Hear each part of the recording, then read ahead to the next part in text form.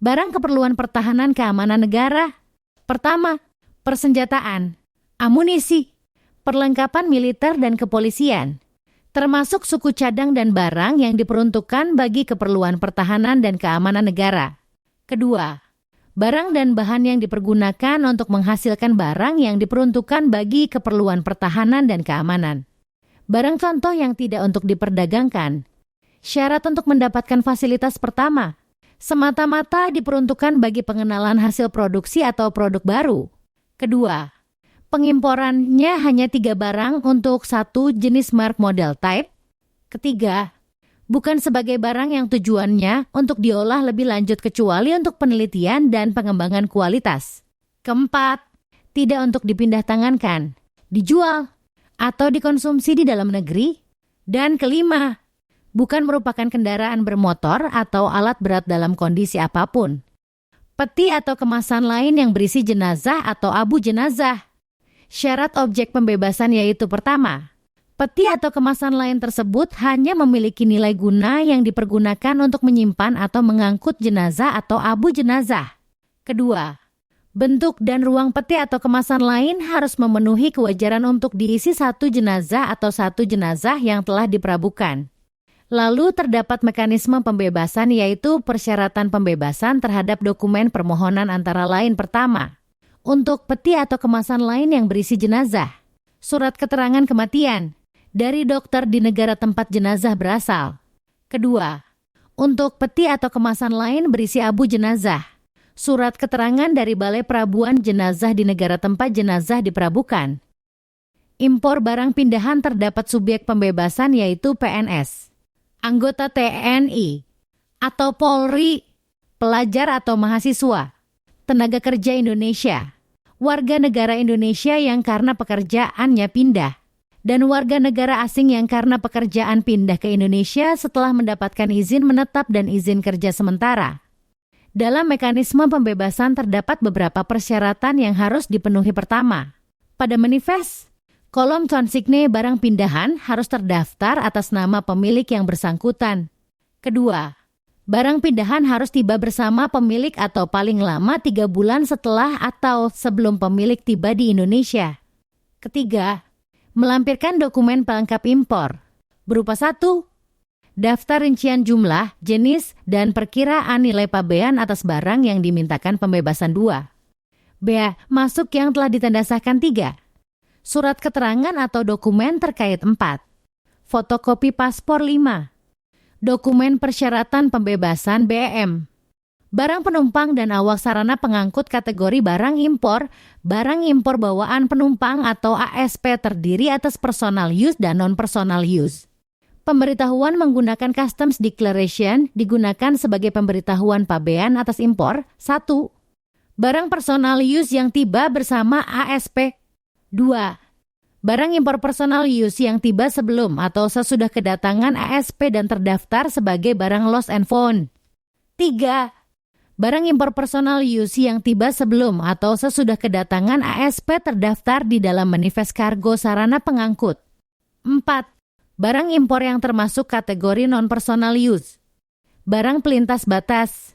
Impor dan ekspor barang yang dibawa oleh pelintas batas dilakukan melalui PPLB.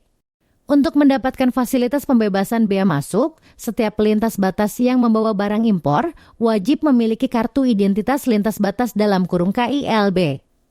Batas nilai pabean yang dapat diberikan pembebasan adalah sebagai berikut. 1, Indonesia dengan Papua New Guinea paling banyak FOBUSD 300,00 per orang untuk jangka waktu 1 bulan. 2, Indonesia dengan Malaysia paling banyak FOBMYR 600,00 per orang untuk jangka waktu 1 bulan. 3, Indonesia dengan Filipina paling banyak FOBUSD 250,00 per orang untuk jangka waktu 1 bulan. 4, Indonesia dengan Timor Leste paling banyak FOBUSD 50,00 per orang per hari. Barang kiriman dapat dikeluarkan dari kawasan pabean atau tempat lain yang diperlakukan sama dengan TPS setelah dipenuhi wajiban pabean untuk 1, diimpor untuk dipakai. 2, diimpor sementara. 3, Diangkut ke TPS di kawasan pabean di kantor pabean lainnya 4. Ditimbun di tempat penimbunan berikat atau 5. Diekspor kembali terhadap barang kiriman dengan tujuan diimpor untuk dipakai. Dengan nilai pabean paling banyak FOB USD 3,00 dalam kurung 3 US dollar untuk setiap penerima barang perkiriman.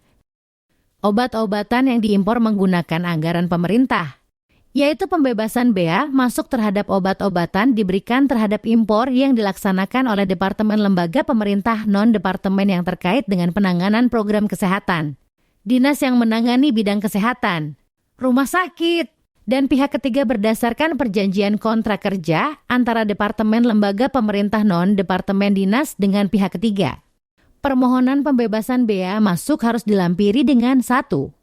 Daftar isian pelaksanaan anggaran dalam kurung DIPA atau rekomendasi dari instansi teknis terkait.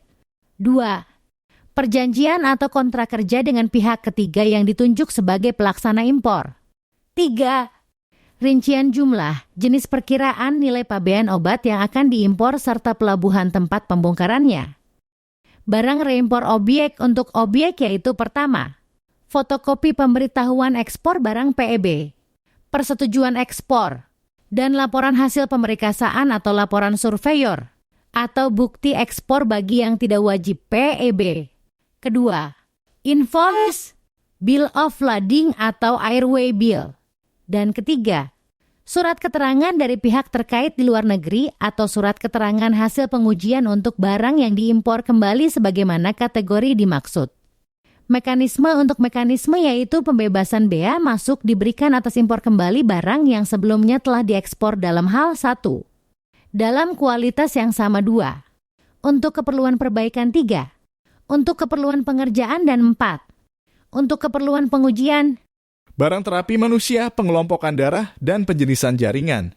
Terdapat pembebasan objek yaitu pertama bahan terapi manusia seperti darah seluruhnya, plasma kering, albumin, gamma globunin, fitrinogen, serta organ tubuh. Kedua, bahan pengelompokan darah. Ketiga, bahan penjenisan jaringan.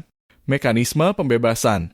Pemilik barang atau kuasanya menyampaikan permohonan pembebasan kepada Direktur Jenderal BAUB, Direktur Fasilitas Kepabeanan, dengan melampirkan pertama, daftar rincian jumlah, jenis, dan perkiraan nilai pabean atas barang yang dimintakan pembebasan bea masuk. Kedua, rekomendasi dari Kementerian Teknis terkait dalam hal ini Kementerian Kesehatan.